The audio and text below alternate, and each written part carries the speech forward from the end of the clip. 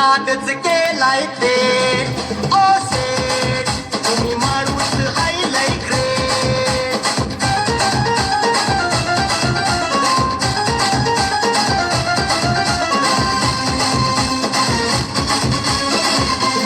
network काम तुम्ही केला या नाव तुमचं व्हायरल झालं या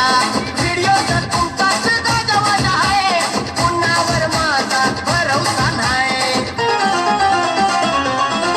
डोके पातांना दूर आता केलं या मनात तुम्हालाच ठेवलं या आपला जिगारा तुम्हीच हाय